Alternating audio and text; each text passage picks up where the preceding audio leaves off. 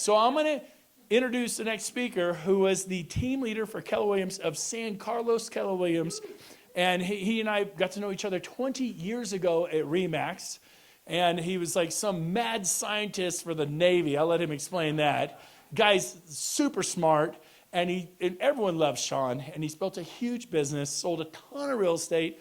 He goes, I think I could do this. But when I showed it to him, he signed up immediately. He just got it.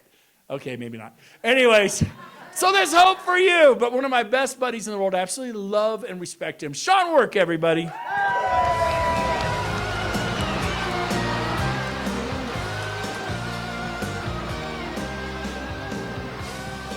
No, okay, we're going to leave this on then. So this starts working. Okay, well, you guys ready to have some fun? Yeah. Oh, now, how about there? That's better. Okay, boom. There we go. Got the clicker. All right, everybody back up 10 feet because I need some space here. Just kidding. No, thanks for Brent. Thanks for the people from my organization that chose to show up today. Part of life is just showing up. Do we have the slides up here? So here's, okay, while we pull it up, Brent said that your business is about 80% in your mind. I'm going to challenge that number, and I'm going to say it's probably closer to 100%, okay? So I want you to, while we're waiting for the slides to come up here, I want you to write your specific goal down. It doesn't have to be organizational. It doesn't have to be, it could be whatever. But underneath that, I want you to write, completing this task is 100% in my mind, okay?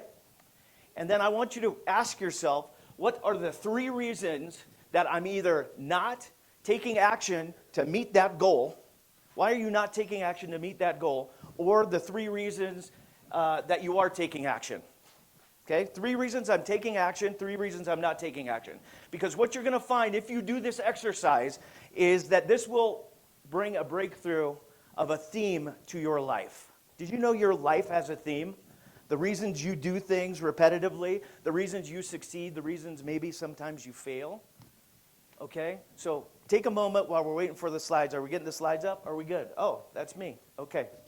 So see how I used filler there? That was great. All right.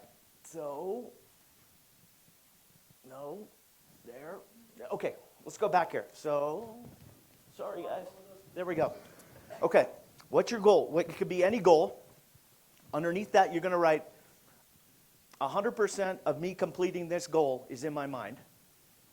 Under that, the 3 reasons why you take action, or the 3 reasons why you haven't taken action.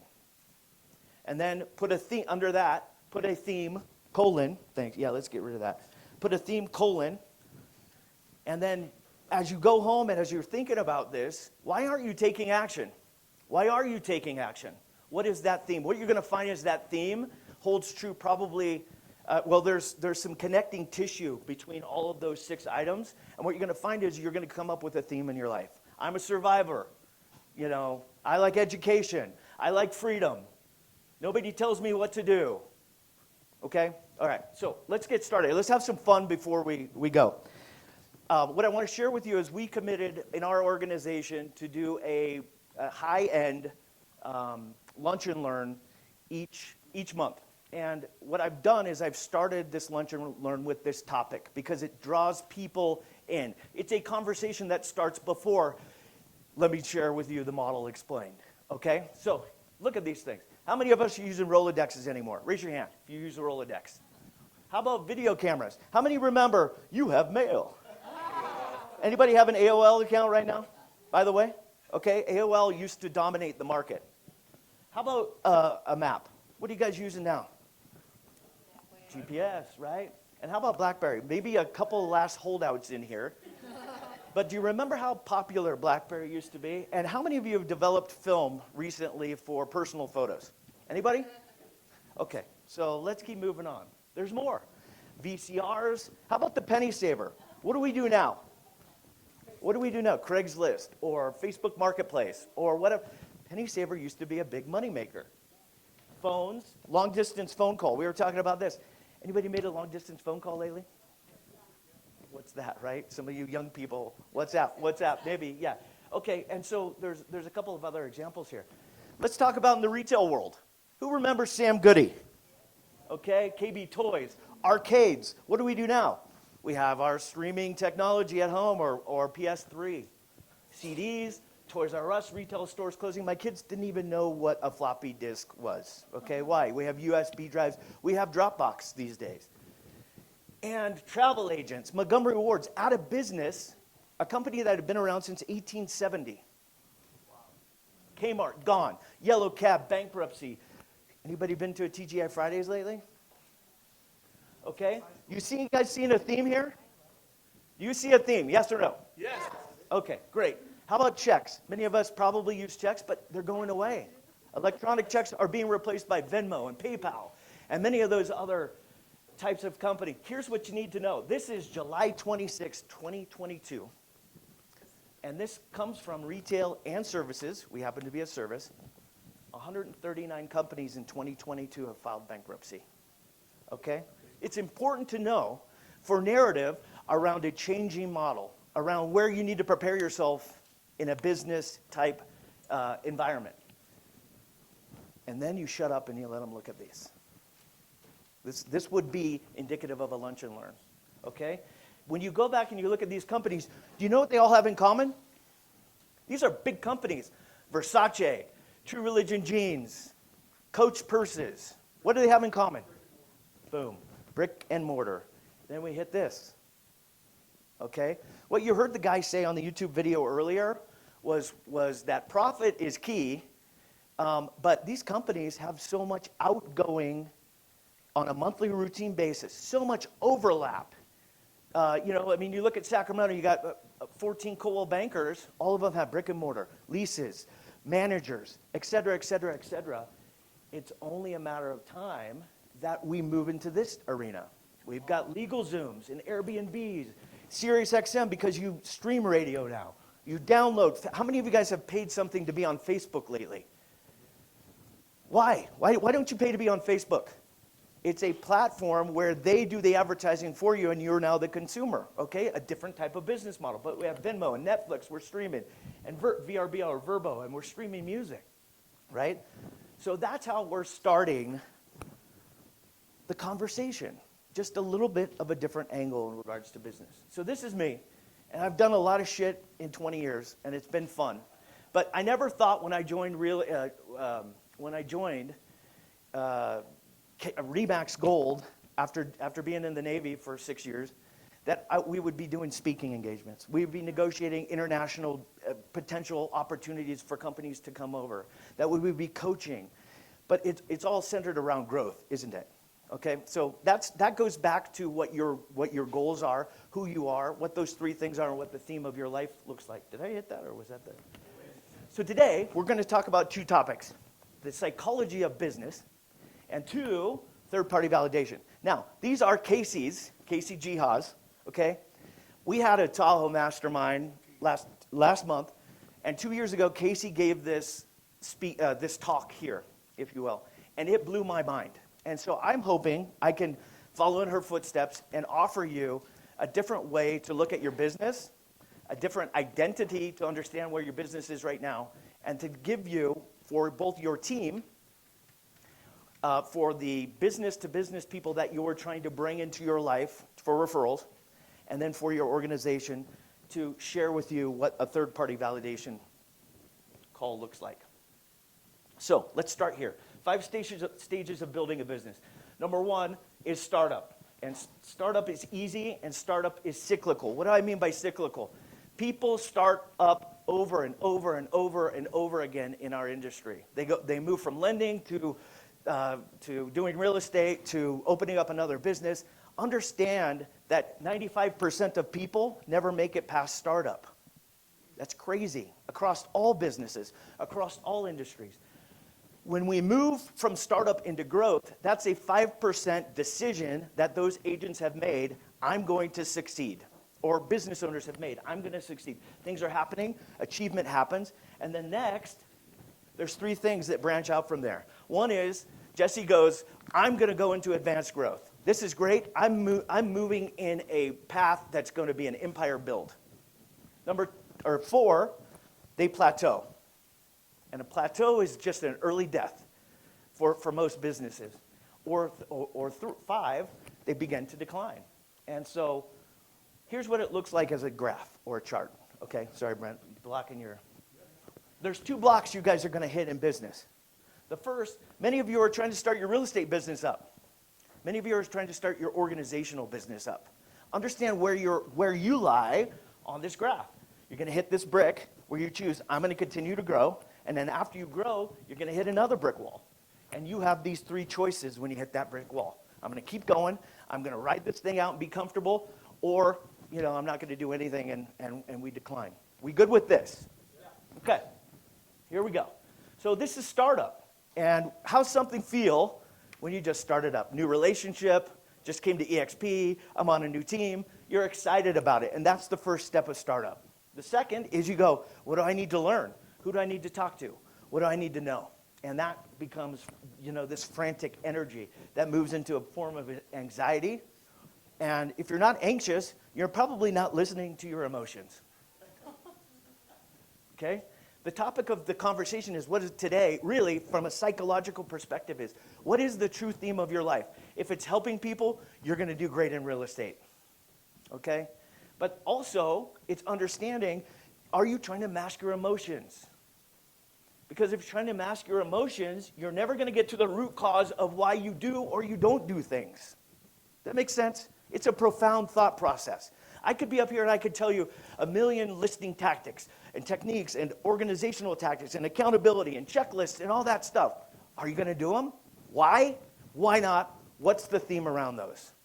You team leaders, you got to go teach this to the agents that are underneath you, to the business owners that you're doing business with, and to the organization that you're wanting to build. We had an accountability class. On every Monday, I chose to invite my whole organization and other people's organizations. We started with 25, we ended with 3. This is how I ended it.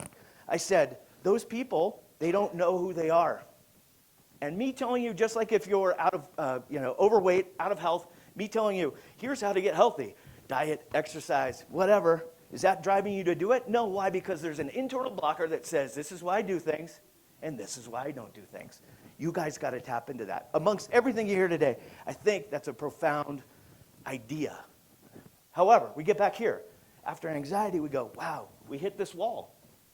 Should I be at EXP? Should I be a Coldwell Banker? Is this the right career for me? Is this the right relationship that I'm in? These questions begin to draw you to the 95% of people that quit. And this may not be something that immediately happens, but once you tap out, if you're not in it 100%, in my opinion, you're out. So here are your choices at this point. If you roll into this block, you go, I need to invest time, effort, energy, resources, money into learning the skills that I need to be effective. How many people do we know in business that never get here, that hit that brick wall of startup, and they never make this internal decision? I got to level up my game. I need new sales skills. I need new leads. I need new relationships. Number 2, it's a self-selection to say I'm part of the 5% that's going to win. Number 3, it's an ability to define and redefine yourself. I'll share with you this. How many of you guys know Tom Daves? Yeah. Tom is the key of redefining himself. If you look at Tom over his career, REO, flipping property, working with buyers, building an ISA team, many different other topics that Tom has done, but Tom will tell you he always skates to the hockey puck. He has redefined, defined, and then redefined his business. Now he is in organizational building here at EXP, isn't he? Okay, so we can't just sit idly by and ride the plateau out anymore. Now that you know, it's your responsibility to never have your business plateau. Are we in agreement? Yes. Okay, great. So this would be an example. Some of you have been here at EXP for a while, and things aren't going as well as you thought they were. Things aren't moving quick enough. It's not happening at a high enough level. I haven't recruited generals. Sorry, I just spit on you. You're in a bad spot, dude. Bless you. Yeah. Well, Vodka all over him. Just kidding. Okay, this is more, ShamWow. This is more challenging than I anticipated. And what happens after that, guys? Optimism rescinds, okay? What I want you to think of, because I'm not going negative Nancy, is 5% win, This win is going to yield momentum and power and relaxed intensity. Okay? I'm going to share with you what relaxed intensity is. Relaxed intensity is saying, hey, Bob, I love you, and I'm happy that I've shared EXP with you. And whether you choose to join EXP or not, it's okay with me. I'm going to be here when you're ready. That's relaxed intensity. Not saying, well, when you come, you know what the negatives are for that. I'm not going to dive into it. So now we hit this growth startup. Or you're through startup, and we're moving into growth. And now we've succeeded. And we go, oh, I need that new car. I need that house. I need that vacation, that assistant. And what happens is, ultimately, this payback is incredible. And you've made it. But then the next emotion rolls in. And what's that? That's frustration and stress. And why is that? Those of you who know. Why is that? Because this guy ain't showing up anymore like he did through startup. You take your foot off the pedal. When you mastermind amongst top producing agents, what you find is that pedal is $10 million. Or $10 million would be great. $10 million worth of volume. It's about $250,000. Okay? The foot comes off. And they go, okay, I'm going to relax now. Okay? So, why frustration? They're cash drunk, they're lazy, complacent, they're enjoying life. And this is where some sort of decay comes in because it's starting that plateau. Okay? And then we're at the start of this second brick wall. And at this second brick wall, what happens is the emotions are higher because there's car payments, there's houses, now there's wives to pay, there's kids, there's employees, there's space, there's girlfriends. And the emotions are bigger, the questions are stronger, but people can be stuck in this plateaued phase of growth forever. What I want to share with you right now, those who are stuck in plateau, they're the most prime for introducing to EXP Realty.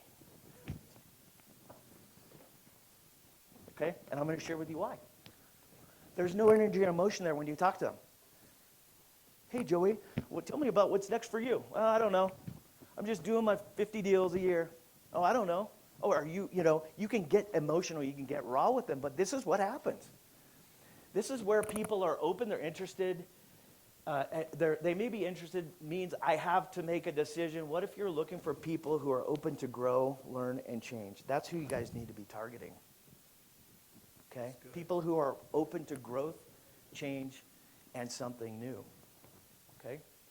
So, when you're sitting there, you're asking people, what does it take to be a 10 in the following? You should be asking the people in your organization, the business partners that you're doing business with, and your team up there top, what does it take for you to become a 10 in learning, in changing and growing, and in gaining a new skill set? Do you know what it is?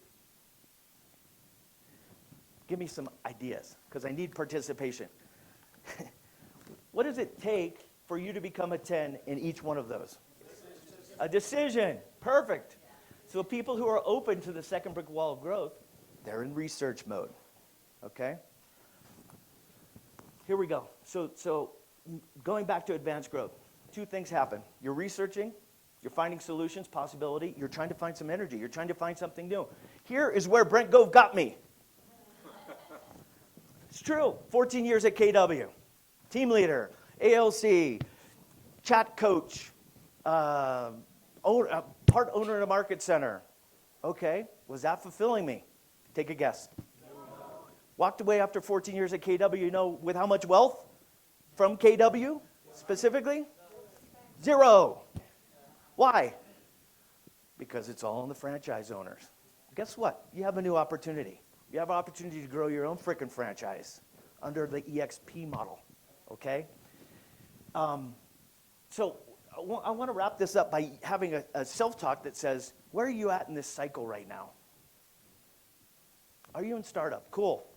You got to make sure you're not part of the 95% that bag out, okay? Are you in growth? If you are, understand plateau is coming. And are you moving towards advanced growth or a decline? Okay. I just talked about this. So that's what I was saying. Join EXP or don't join EXP. I'm happy for you, whatever you choose. I'm confident in my decision to stay here, to be at EXP. Okay, then we move into the 5 strategies of advanced growth.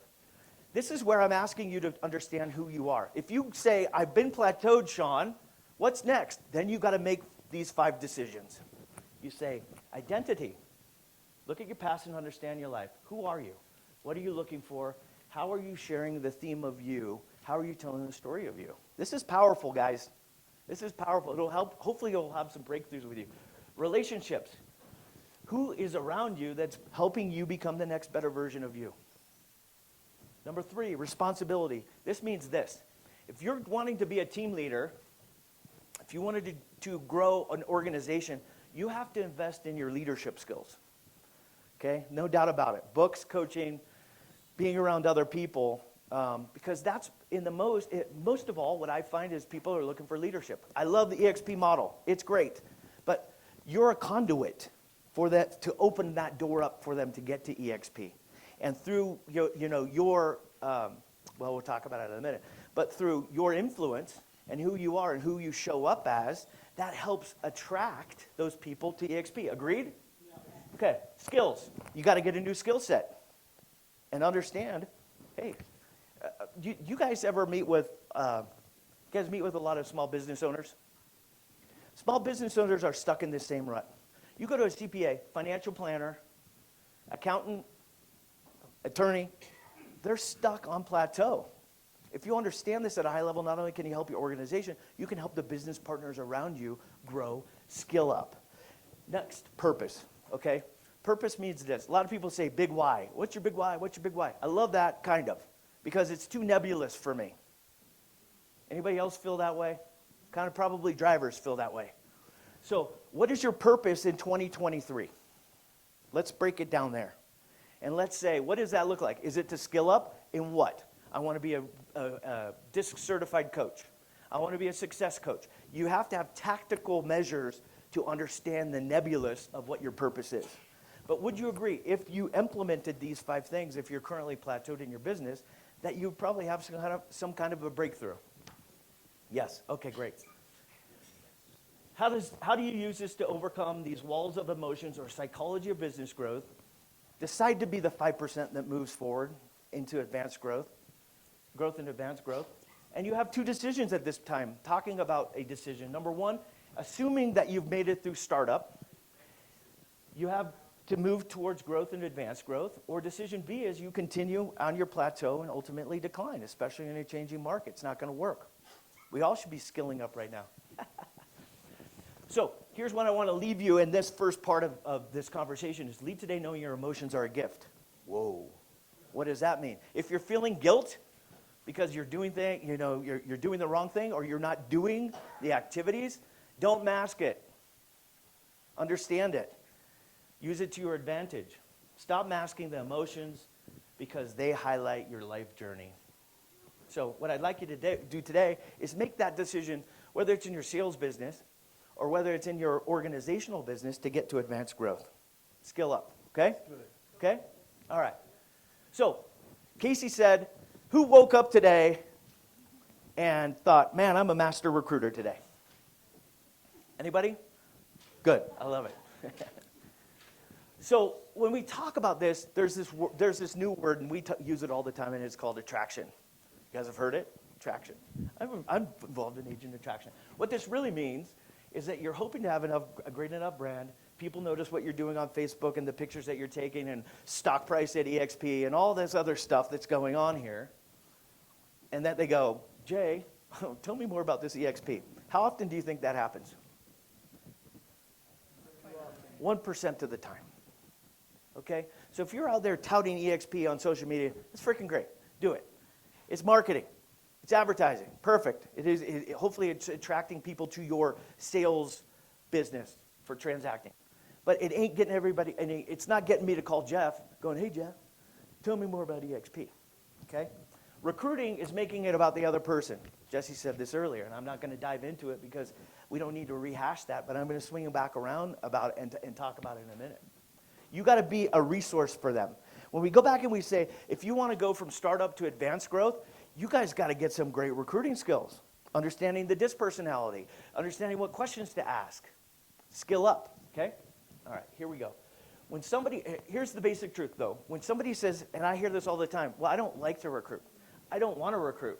They're making two statements. Number one, they don't care enough about getting to know somebody outside of their own box to help them, or they don't have the skill set to do so. That's it. Period, ... Don't make it more complicated than that. Skill up, okay? Or what we're going to talk about, leveraging your business partners to help you level up and skill up. What we should be thinking about recruiting is an opportunity to change somebody's life. If Brent Story wouldn't have called me for 16 months, would never be here. Company has changed my life. Passive income, anxiety, building a team, re-energized my career. Really, it did, because I was plateaued. I'm thinking Keller Williams, I'm here for another 30 years.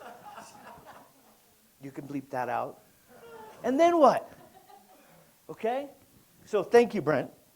And everybody should be thanking Brent. Okay? You have played a role in my life trajectory.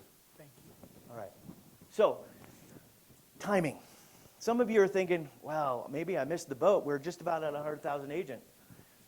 Have we lost the momentum? When I joined, there were 4,200 agents. It was a big leap, wasn't it, when I joined? Coming over. I got calls from everybody. What the hell are you doing? What about that logo? True story. Okay? Jay told me, I will never join EXP. Okay? Didn't you? Transaction. Hello? Everybody says it. But tell you this, everybody's going to be here one day.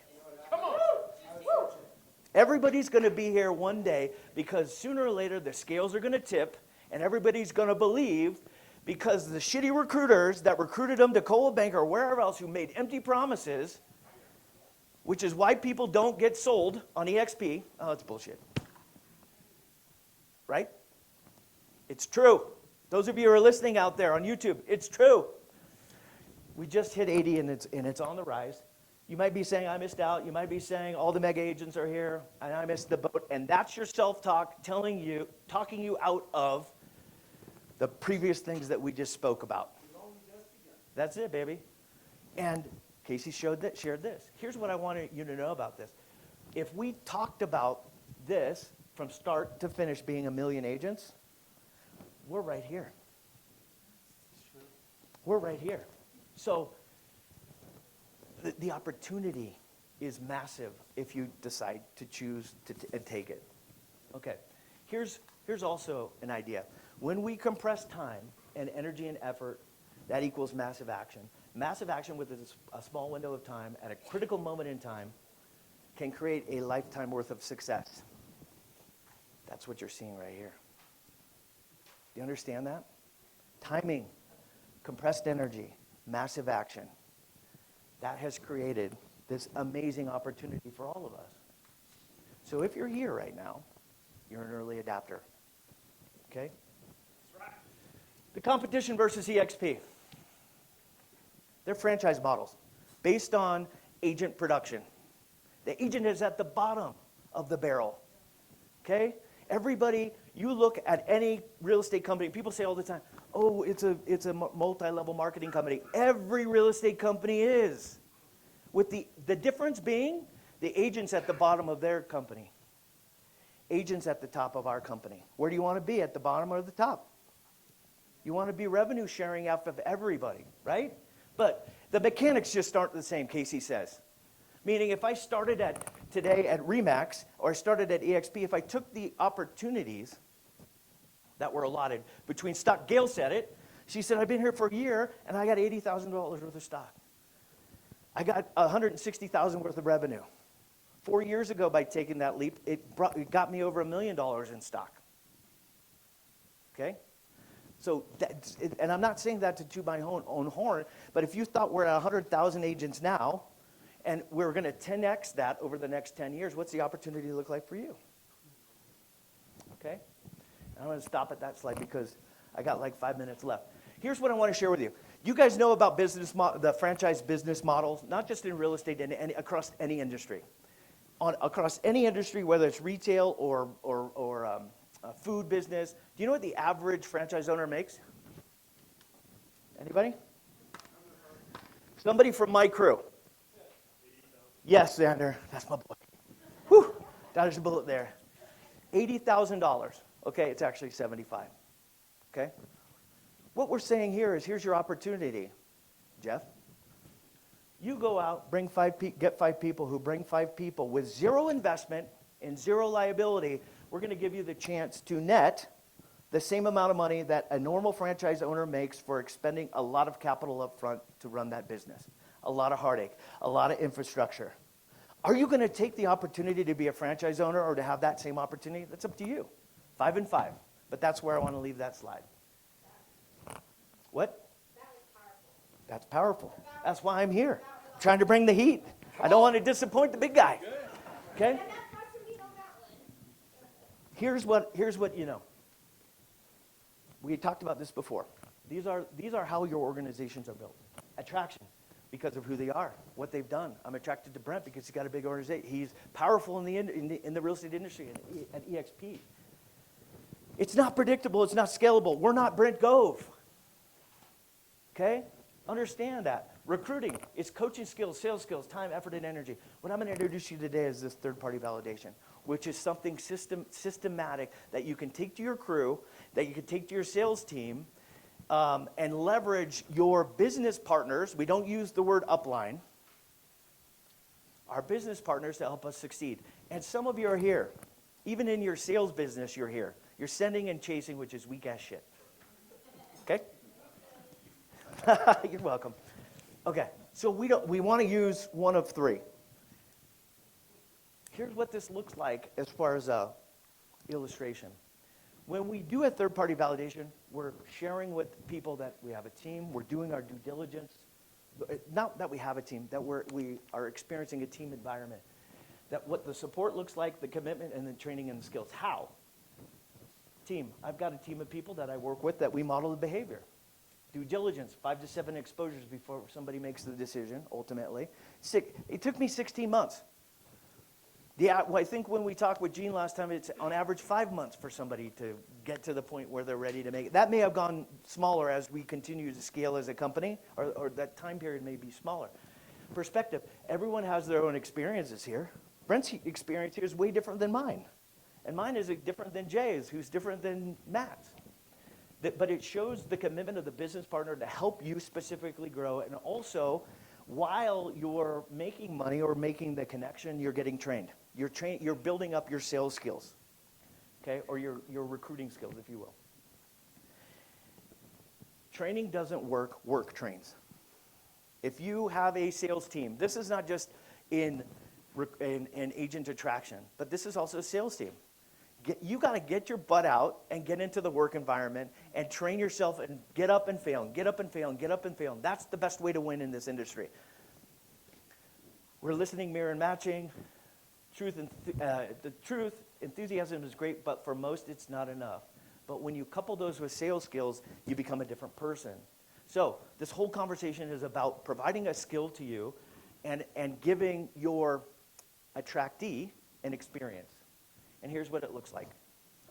Can I go 5 minutes over? Yes. Okay, cool. I'll be quick. Okay, so number 1, you're going to clear the time. Number 2, set the context of the meeting. Number 3, edify the prospect. Number 4, edify the senior partner. You're going to pass it to the senior partner and then be quiet.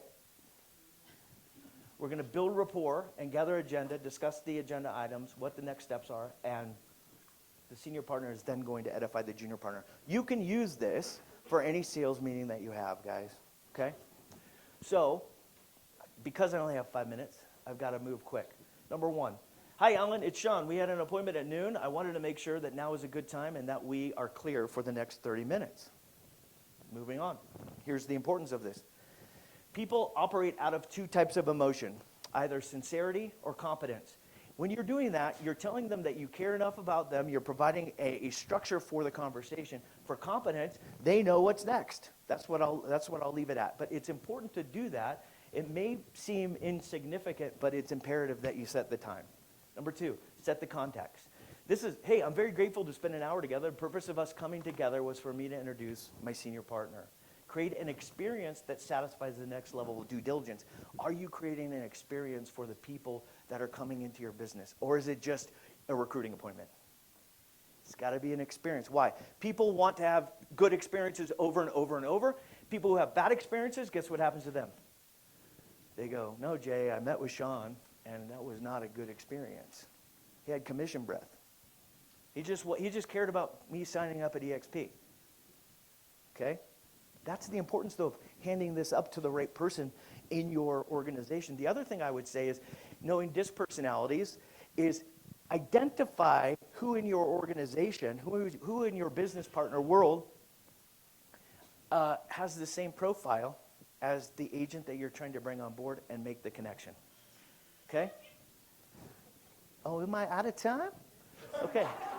That's my parents. Okay, good. So here we go. Edify the prospect. Hey, Matt, what I like about you, what I respect about you, what impresses me about you, words of affirmation. People don't give words of affirmation enough. Yep. Nicolette is not here. Nicolette Longer or Rose, if many of you know Nicolette. She was up in Tahoe, and she gave me some words of affirmation that just hit me like a ton of bricks. And I'm like, oh my God, thank you. Thank you so much. This is awesome. So provide these words of affirmation. Number 4, again, I'm running really short on time. Edify whatever you resonate with based on your relationship with that person. This gains their full attention, and the walls are broken down. Edifying the senior partner so that they're thinking, wow, I get to spend 30 minutes with this guy. This means, what does this mean? Okay, I'm going to go back real quick because I need to hit this. When you sit down with somebody, if I'm sitting down with Matt, my goal is to get to number 4 by edifying the senior partner and saying, Matt is a great guy. Here's what you need to know about Matt. He's done this. He's the golf coach. He's a rock star real estate agent. He's running an organization. He's been identified as a Wall Street Journal. Whatever those things are, you need to spend 30 seconds edifying Matt. That's with everything that you do. If you guys are doing lunch and learns too, you got to set that up so that I don't have to come up here and go, here's what I've done, and it makes you look arrogant. Okay? All right, let's move on. So we're now passing to the senior partner, and the junior partner now's job, especially if you're a high D, a driver, is to just zip it. Because if you don't, it becomes a push and pull match, right? It's 2-on-1. How's that feel? If you're on the tennis court, we got two versus one. It's a push energy versus a pull energy. Whatever you do with people, pull energy. Don't push it on them. Okay? I got like 2 minutes left. Passing to the senior partner, building rapport, and gather the agenda. John, thanks so much for taking the time to connect today. Since we're meeting for the first time, tell me a little bit about you. Understand their story, find a theme, recognize their disc profile, and then say, we've got 20 minutes left because we set the time. We got 15 minutes left. What would be the most valuable topic for us to discuss today? That's the agenda for the next 20 minutes. Continue to build rapport, and then we fact find. What else do you want to know? What else? What else? What else? What other information? What's your one more thing? I'm going to keep going here. You're going to discuss those items, hammer out by answering the questions. 8, the next steps. Okay. Maybe some of you aren't providing a good enough direction of what's next for that agent who potentially wants to come over. And we do this. We don't have that closing because, number one, we don't ask for the business because we don't want to be perceived as pushing somebody or pressuring somebody. And we don't want to ask because they may be going in a different direction. Here's what happens. Remember we go back and we talk about this?